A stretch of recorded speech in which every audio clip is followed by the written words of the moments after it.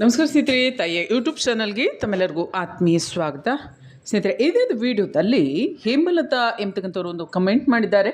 ಅವರ ಕಮೆಂಟ್ನ ವಿಚಾರ ಈ ರೀತಿಯಾಗಿದೆ.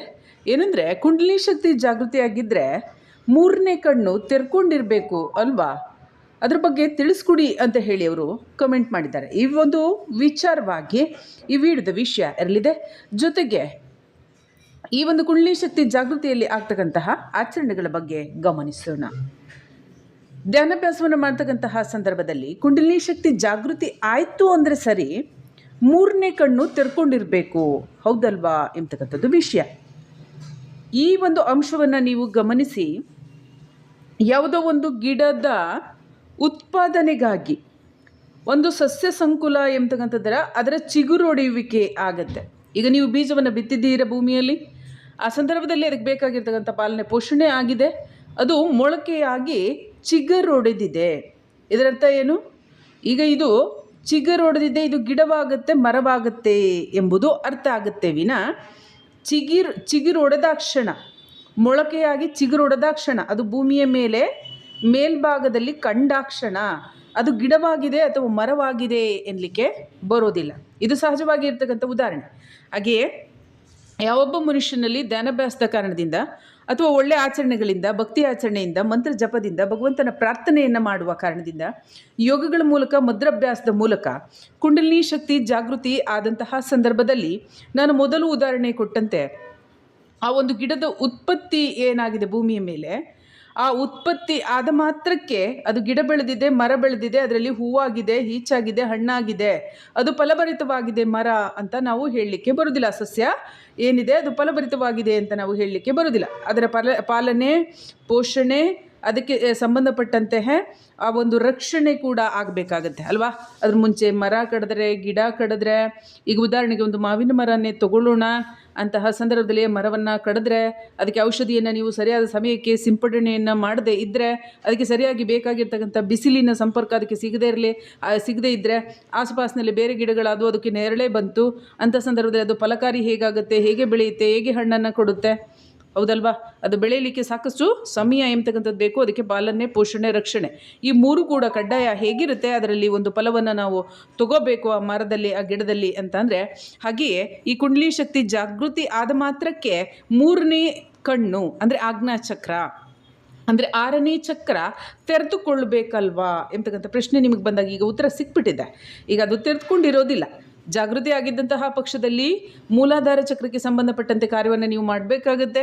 ಅದರ ಜಾಗೃತಿಯ ನಂತರ ಸ್ವಾದಿಷ್ಟಾನ, ಮಣಿಪುರ, ಅನಾಹತ, ವಿಶುದ್ಧಿ, ನಂತರದಲ್ಲಿ ಆಜ್ಞಾಚಕ್ರ ಎಂಬತಕ್ಕಂಥದ್ದು ಇರುತ್ತೆ.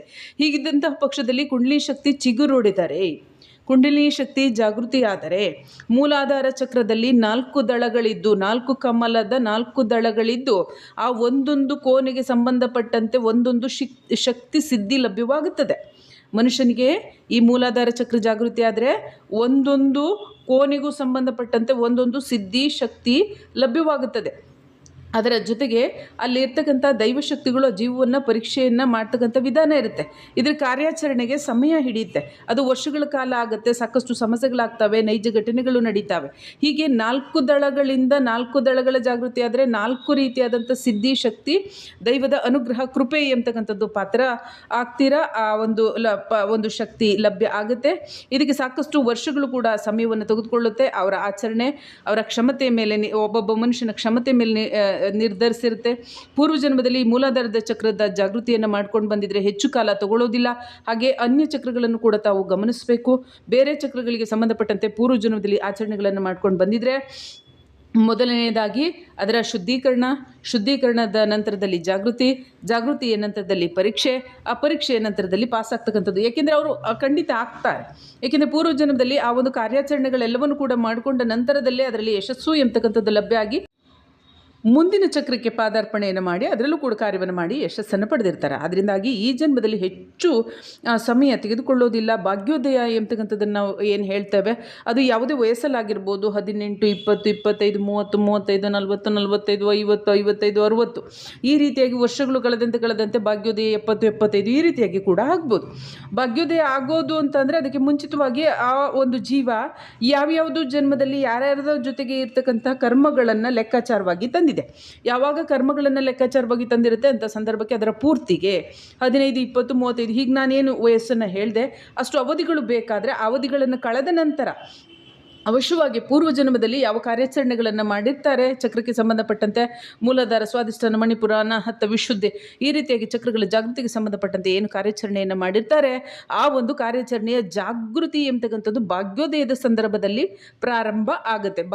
ಗಮನಿಸಿ, ಭಾಗ್ಯೋದಯದ ಸಂದರ್ಭದಲ್ಲಿ ಪ್ರಾರಂಭ ಆಗುತ್ತೆ, ಆದರೆ ಜಾಗೃತಿಯಾಗಿರೋದಿಲ್ಲ. ಈ ಬಂದ ನಂತರದಲ್ಲಿ ಎಷ್ಟು ಕರ್ಮಗಳನ್ನು ಮಾಡಿರ್ತಾರೆ, ಕಲುಷಿತ ಮಾಡ್ಕೊಂಡಿರ್ತಾರೆ, ಅದೆಲ್ಲ ಕಳ್ಕೊಬೇಕಲ್ವಾ. ಮುಕ್ತಾಯ ಮಾಡ್ಕೊಂಡು ಬರೋದಷ್ಟು ಸುಲಭನ? ಕರ್ಮಾತೀತ, ಗುಣಾತೀತ, ಭಾವಾತೀತವಾಗಬೇಕು.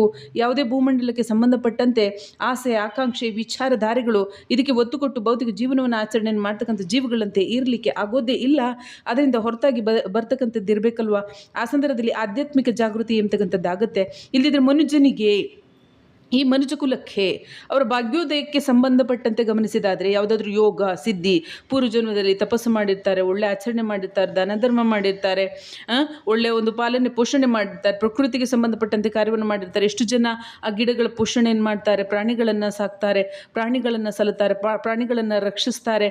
ಈ ಪ್ರಕೃತಿಯಲ್ಲಿ ನೀರು, ಝರಿ, ನದಿ, ವನ, ಚರ ಇತ್ಯಾದಿ ನಾವೆಲ್ಲ ಕಲ್ಲು ಬಂಡೆಗಳೆಲ್ಲವನ್ನು ಏನು ನಾವು ನೋಡ್ತೇವೆ ಅದನ್ನು ಪ್ರೊಟೆಕ್ಟ್ ಮಾಡ್ತಾರೆ. ಅದಕ್ಕೆ ಪ್ರೊಟೆಸ್ಟ್ ಕೂಡ ಮಾಡಿ ಈಗ ತಡೀತಾರೆ. ಬಂಡೆಗಳನ್ನು ಒಡಿಬೇಡಿ, ಮರಗಳನ್ನು ಕಡಿಬೇಡಿ, ಪ್ರಾಣಿಗಳಿಗೆ ಹತ್ಯೆ ಮಾಡಬೇಡಿ, ಪ್ರಾಣಿಗಳಿಗೆ ಸಮಸ್ಯೆ ಕೊಡಬೇಡಿ, ಈ ರೀತಿಯಾಗಿ ರಕ್ಷಿಸಿ ಅಂತಕ್ಕಂಥ ಈ ರೀತಿಯಾದಂಥ ಸಾಕಷ್ಟು ಕಾರ್ಯಗಳನ್ನು ಮಾಡಿರ್ತಾರೆ.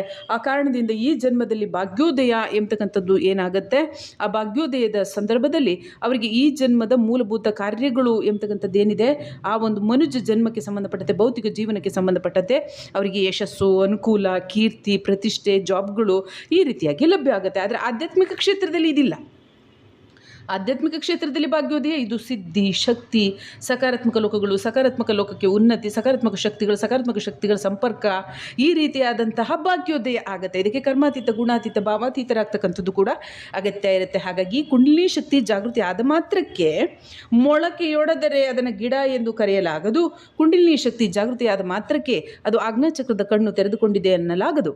ಏಕೆಂದರೆ ಮೂಲಾಧಾರ ಚಕ್ರದ 4 ದಳಗಳ ಶಕ್ತಿ, ಹಾಗೆಯೇ ಸ್ವಾಧಿಷ್ಠಾನ, ಮಣಿಪುರ ಚಕ್ರಕ್ಕೆ ಸಂಬಂಧಪಟ್ಟ 6, 8 ಈ ರೀತಿಯಾಗಿ ದಳಗಳು ಕೂಡ ಇದೆ. ಹಾಗೆ ಅನಾಹತ ಚಕ್ರ, ವಿಶುದ್ಧಿ ಚಕ್ರಕ್ಕೆ ಸಂಬಂಧಪಟ್ಟಂತೆ ಅಲ್ಲಿಯೂ ಕೂಡ ದೈವಶಕ್ತಿಗಳಿರ್ತಾರೆ. ಅಲ್ಲೂ ಕೂಡ ನಿಮಗೆ ಪರೀಕ್ಷೆ ಆಗುತ್ತೆ.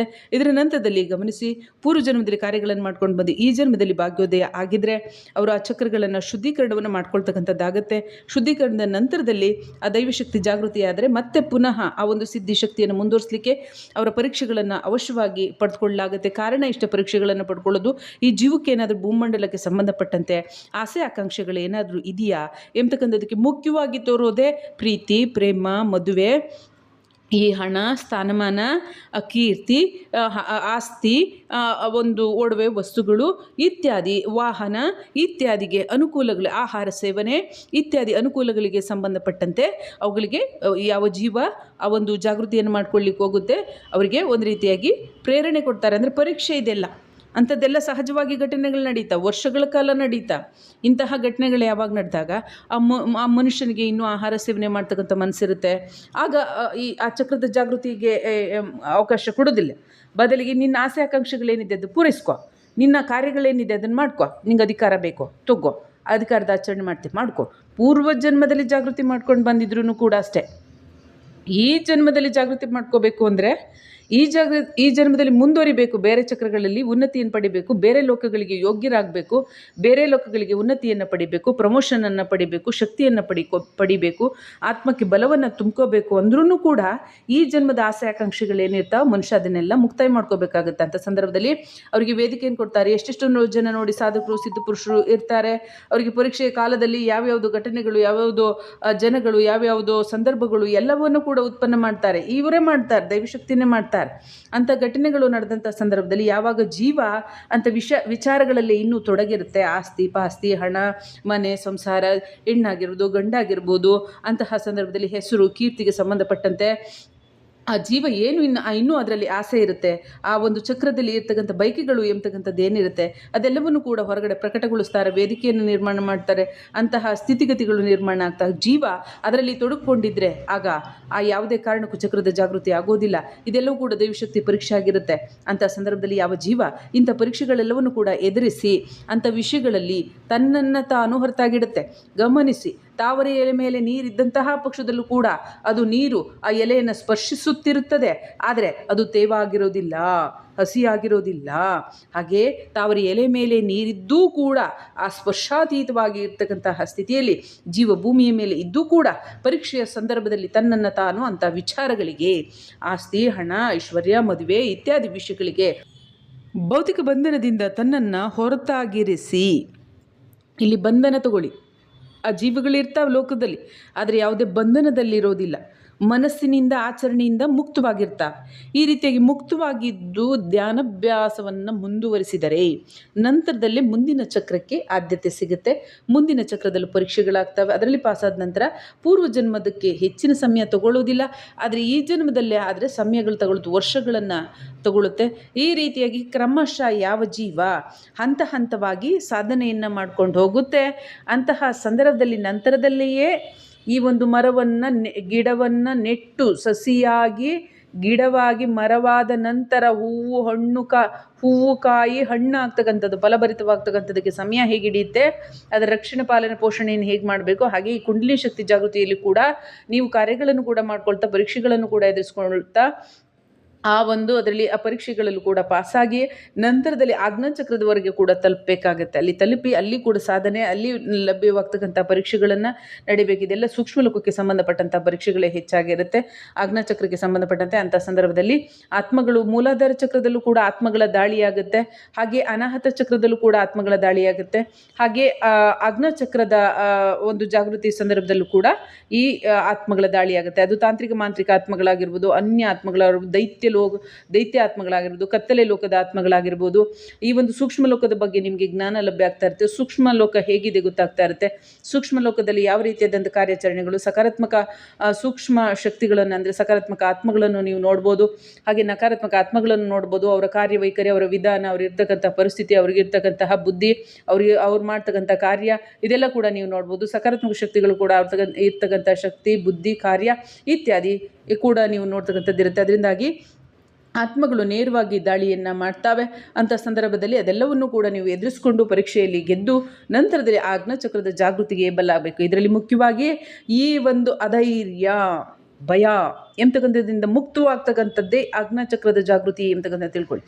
ಯಾರಿಗೆ ಇನ್ನೂ ಕೂಡ ಜೀವದಲ್ಲಿ ಭಯವಿದೆ, ಯಾರಿಗೆ ಜೀವನದಲ್ಲಿ ಭಯವಿದೆ ಅಂಥ ಸಂದರ್ಭದಲ್ಲಿ ಆಜ್ಞಾಚಕ್ರ ಜಾಗೃತಿ ಆಗೋದಿಲ್ಲ. ಅಂಥ ಸಂದರ್ಭದಲ್ಲಿ ಭಯದಿಂದ ಮುಕ್ತವಾಗದಿದ್ದೊಡೆ, ಜೊತೆಗೆ ಆ ಒಂದು ಸಂದರ್ಭದಲ್ಲಿ ಇರ್ತಕ್ಕಂಥ ಅಂಜಿಕೆ, ಅಳುಕು ಇಂತಹ ಅಂಶಗಳಿಂದ ಮುಕ್ತವಾಗದೊಡೆ ಅಥವಾ ಮುಕ್ತವಾಗಿಲ್ಲದಿದ್ದರೆ ನಿಮಗೆ ಆಜ್ಞಾಚಕ್ರ ಜಾಗೃತಿ ಆಗಿಲ್ಲ ಅಂತ ಅರ್ಥ. ಭಯದಿಂದ ಮುಕ್ತವಾಗ್ತಕ್ಕಂಥದ್ದು ಅಂದರೆ ಇಹಲೋಕ ಪರಲೋಕ ಅಂದರೆ ಇರ್ತಕ್ಕಂಥ ಮನುಷ್ಯವರ್ಗ, ಆತ್ಮವರ್ಗ ಇದೆಲ್ಲನೂ ಕೂಡ ತಿಳಿದು ಅದರ ನಂತರದಲ್ಲಿ ಆ ವಿಷಯಗಳಿಂದ ಮುಕ್ತ ಆಗ್ತಕ್ಕಂಥದ್ದು, ಭಯದ ಪ್ರಶ್ನೆ ಬರುವುದಿಲ್ಲ. ಅದರಿಂದ ಯಾರು ಮುಕ್ತ ಆಗ್ತಾರಂಥ ಸಂದರ್ಭದಲ್ಲಿ ಆಜ್ಞಾಚಕ್ರ ಜಾಗೃತಿ ಆಗುತ್ತೆ. ಇಲ್ಲದಿದ್ದರೆ ಅದೇ ವಿಷಯದಲ್ಲಿ ಇನ್ನೂ ಜೀವ ತುಡುಕೊಂಡು ಬಳಲ್ತಾ ಇರ್ತಾರೆ.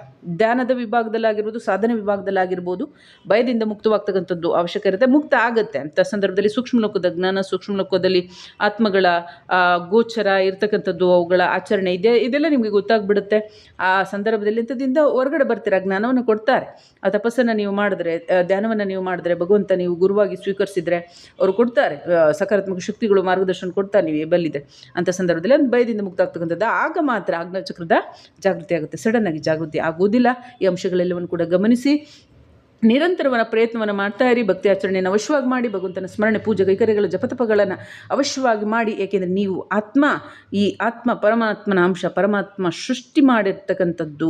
ಹಾಗಾಗಿ ನಿಮ್ಮಲ್ಲಿ ದೈವತ್ವ ಎಂಬತಕ್ಕಂಥದ್ದು ಸಂಪೂರ್ಣವಾಗಿದೆ. ಪಂಚಭೂತಗಳು ಕೂಡ ದೈವತ್ವವೇ ಆಗಿದೆ ಮತ್ತು ದೈವಶಕ್ತಿಗಳೇ ಆಗಿದ್ದಾರೆ. ಅದರಿಂದಾಗಿ ನಿಮ್ಮ ದೇಹ ರಚನೆ ಆಗಿರೋದು ಈ ದೈವಶಕ್ತಿಗಳಿಂದ ಆಗಿದ್ದ ಮೇಲೆ ಆತ್ಮ ಕೂಡ ಭಗವಂತನದ್ದೇ, ಜೀವ ಕೂಡ ಭಗವಂತನದ್ದೇ, ಪಂಚಭೂತಗಳು ಕೂಡ ಭಗವಂತನದ್ದೇ, ಬುದ್ಧಿ, ಆಚರಣೆ, ಮಾತು, ಮಾರ್ಗ, ನಡೆ, ನುಡಿ ಎಲ್ಲವೂ ಕೂಡ ಭಗವಂತನದ್ದೇ, ಹಾಗಾಗಿ ನಿಮ್ಮದು ಅಂತ ಏನಿಲ್ಲ, ಎಲ್ಲವೂ ಕೂಡ ದೈವತ್ವದ ಸ್ಥಿತಿ. ಅದರಿಂದಾಗಿ ನಿಮ್ಮನ್ನು ನೀವು ಕಾಣಬೇಕಂದ್ರೆ ಭಗವಂತನನ್ನು ಪೂಜಿಸಿ ಪ್ರಾರ್ಥಿಸಿ ಆ ಧ್ಯಾನಾಭ್ಯಾಸಗಳನ್ನು ಆಚರಣೆಯನ್ನು ಸಕಾರಾತ್ಮಕವಾಗಿ ಮಾಡಿ ಅಂತ ಹೇಳ್ತೀವಿ. ವಿಡಿಯೋ ನಾನು ಮುಗಿಸೋದಕ್ಕೆ ಮುಂಚೆ ನಿಮಗೆ ವಿಡಿಯೋ ಇಷ್ಟ ಆದರೆ ಲೈಕ್ ಮಾಡಿ, ಶೇರ್ ಮಾಡಿ, ಕಮೆಂಟ್ ಮಾಡಿ, ಚಾನಲ್ ಸಬ್ಸ್ಕ್ರೈಬ್ ಮಾಡ್ಕೊಳ್ಳಿ ಅಂತ ಹೇಳ್ತಾ ಆಲಿಂತಕ್ಕಂಥ ಬೆಲ್ ಬಟನ್ ಕೂಡ ಕ್ಲಿಕ್ ಮಾಡಿದ್ರೆ ವಿಡಿಯೋ ನೋಡಿ ತಾಂತ್ರಿಕ ಸಮಸ್ಯೆಗಳಿದೆ ಅಂತ ಪಕ್ಷದಲ್ಲಿ ನೆಗೆಟಿವಿಟಿ ರಿಮೂವ್ ಧೂಪದ ಪೌಡರ್ಗೆ ಆರ್ಡರ್ ಮಾಡ್ಬೋದು. ಹಾಗೆ 2 ರೀತಿಯಾಗಿ ಆಯಿಲ್ ಇದೆ. ಆತ್ಮ ಸಮಸ್ಯೆ ನಿವಾರಣೆಗೆ, ದೇಹದಲ್ಲಿ ಯಾರಿಗೆ ಬಾಧೆಗಳಿರುತ್ತೆ ಆತ್ಮಗಳಿಂದ ಅಂತ ಸಮಸ್ಯೆ ನಿವಾರಣೆಗೆ ಔಷಧಿ ಕೂಡ ಲಭ್ಯ ಇದೆ. 2 ರೀತಿಯಾಗಿ ಆಯಿಲ್ ಇದೆ. ದೇಹಕ್ಕೆ ಬೇರೆ, ತಲೆಗೆ ಬೇರೆ, ತಲೆ ಕೂದಲು ಉದುರೋಗಿದ್ರು ಕೂಡ ಅದು ಬೆಳೀತಕ್ಕಂಥದ್ದಾಗುತ್ತೆ, ಹುಟ್ಟತಕ್ಕಂಥದ್ದಾಗುತ್ತೆ, ರಕ್ಷಣೆ ಆಗುತ್ತೆ, ಪಾಲನೆ ಆಗಲಿ, ಪೋಷಣೆ ಆಗುತ್ತೆ. ತಲೆ ಕೂದಲಿಂದ ಬುರುಡೆ ಕೂಡ ಆರೋಗ್ಯಪೂರ್ಣವಾಗಿ ಆಗುತ್ತೆ. ಹಾಗೆ ದೇಹದಲ್ಲಿ ರೋಗ ರುಜಿನಗಳು ಕೂಡ ಕಡಿಮೆ ಆಗ್ತವೆ, ರೆಡ್ಯೂಸ್ ಆಗುತ್ತೆ. ಆತ್ಮ ಸಮಸ್ಯೆ ಕೂಡ ನಿವಾರಣೆ ಆಗುತ್ತೆ. ಜಾತಕ ಪರಿಶೀಲನೆ, ಹಸ್ತ ಪರಿಶೀಲನೆ ಅವಶ್ಯವಾಗಿ ಮಾಡಿಸಿ. ದೋಷಗಳಿದ್ದರೆ ಅದನ್ನು ಕೂಡ ಪರಿಶೀಲನೆ ಮಾಡ್ಕೊಂಡು ಪರಿಹಾರ ಮಾಡ್ಕೊಳ್ಳಿ. ಹಾಗೆಯೇ ಲಕ್ಷ್ಮೀ ಕೃಪಾ ಪ್ರಾಪ್ತಿ ಧೂಪದ ಪೌಡರ್ ಲಭ್ಯ ಇದೆ. ಹಣಕಾಸಿನ ಸಮಸ್ಯೆ ಇರ್ತಕ್ಕಂಥವ್ರು ಮನೆಯಲ್ಲಾಗಲಿ, ಅಂಗಡಿಗಳಾಗಲಿ, ವ್ಯಾಪಾರ ಸ್ಥಳಗಳಲ್ಲಾಗಲಿ ಈ ಒಂದು ಪೌಡರ್ನ ಸಂಕಲ್ಪ ಮಾಡಿ ಹಾಕೊಳ್ಳೋದ್ರಿಂದ ಸಮಸ್ಯೆಗಳೇನು, ಅಗೋಚರ ಸಮಸ್ಯೆಗಳೇನಿರ್ತಂಥ ಸಮಸ್ಯೆಗಳು ನಿವಾರಣೆ ಆಗ್ತವೆ, ಹಣಕಾಸಿನ ಅನುಕೂಲಕ್ಕೆ ದಾರಿಯಾಗುತ್ತೆ. ಫೋನ್ ನಂಬರ್ 6364205078 ಈ ನಂಬರ್ಗೆ ಕರೆ ಮಾಡಿ ಬುಕ್ ಮಾಡ್ಬೋದು. ಇದೇ ನಂಬರ್ಗೆ ಕರೆ ಮಾಡಿ ಕನ್ಸಲ್ಟೇಷನ್ ತೊಗೊಂಡು ಮಾತಾಡ್ಬೋದು. ಜಾತಕ ಪರಿಶೀಲನೆ, ಹಸ್ತ ಪರಿಶೀಲನೆ ಮಾಡಿಸ್ಬೋದು, ಚಾರ್ಜಸ್ ಇರುತ್ತೆ. ಹಾಗೆಯೇ ಯಂತ್ರ ಮಂತ್ರದಂತಕ್ಕೆ ಸಂಬಂಧಪಟ್ಟಂತೆ, ಧ್ಯಾನ, ಯೋಗ, ಮುದ್ರಾಭ್ಯಾಸಕ್ಕೆ ಸಂಬಂಧಪಟ್ಟಂತೆ, ಕುಂಡಲಿ ಶಕ್ತಿ ಜಾಗೃತಿಗೆ ಸಂಬಂಧಪಟ್ಟಂತೆ, ಕಾನೂನಾತ್ಮಕ ವಿಷಯಗಳಿಗೆ ಸಂಬಂಧಪಟ್ಟಂತೆ, ಸಿವಿಲ್ ಕ್ರಿಮಿನಲ್ ಇತ್ಯಾದಿ ವಿಷಯಗಳಿಗೆ ಸಂಬಂಧಪಟ್ಟಂತೆ ಸಮಸ್ಯೆಗಳಿದ್ದಂಥ ಪಕ್ಷ ಕನ್ಸಲ್ಟೇಷನ್ ತೊಗೊಂಡು ಮಾತನಾಡ್ಬೋದು. ನೇರ ಭೇಟಿಗೆ ಅವಕಾಶ ಇರೋದಿಲ್ಲ. ವಿಜಯದುರ್ಗ ಅಪರಾಜಿತ ಚಾನಲ್ ಕೂಡ ವೀಕ್ಷಿಸಿ. ಹಾಗೆ ಭಾರತದ ಕಾನೂನು ಇಂಡಿಯನ್ ಲಾ ಚಾನಲ್ ಕೂಡ ವೀಕ್ಷಿಸಿ. ಅದರಲ್ಲೂ ಸಾಕಷ್ಟು ವಿಡಿಯೋ ಇದೆ, ಮಾಹಿತಿ ಇದೆ, ಕಾನೂನಾತ್ಮಕ ವಿಡಿಯೋಗಳು ಭಾರತದ ಕಾನೂನು ಚಾನಲ್ನಲ್ಲಿದೆ. ಹಾಗೆ ಆಧ್ಯಾತ್ಮಿಕ ವಿಚಾರಗಳಿಗೆ ಸಂಬಂಧಪಟ್ಟಂತೆ ವಿಜಯದುರ್ಗ ಅಪರಾಧ ಚಾನಲ್ನಲ್ಲಿದೆ. ವಿಡಿಯೋ ಇಷ್ಟ ಆದರೆ ಲೈಕ್ ಮಾಡಿ, ಶೇರ್ ಮಾಡಿ, ಕಮೆಂಟ್ ಮಾಡಿ, ಚಾನಲ್ ಸಬ್ಸ್ಕ್ರೈಬ್ ಮಾಡ್ಕೊಳ್ಳಿ. ಆಲಿಂತಕ್ಕಂಥ ಬೆಲ್ ಬಟನ್ ಕೂಡ ಕ್ಲಿಕ್ ಮಾಡಿ. ವಿಡಿಯೋ ಅಪ್ಲೋಡ್ ಮಾಡಿದ ತಕ್ಷಣ ನೋಟಿಫಿಕೇಷನ್ಗಳು ಆ ಚಾನಲಲ್ಲೂ ಸಿಗುತ್ತೆ, ಈ ಚಾನಲಲ್ಲೂ ಸಿಗುತ್ತೆ ಅಂತ ಹೇಳ್ತಾ ಈ ವಿಡಿಯೋ ನಾನು ಮುಗಿಸ್ತಾ ಮುಂದಿನ ವಿಡಿಯೋದಲ್ಲಿ ಭೇಟಿಯಾಗೋಣ.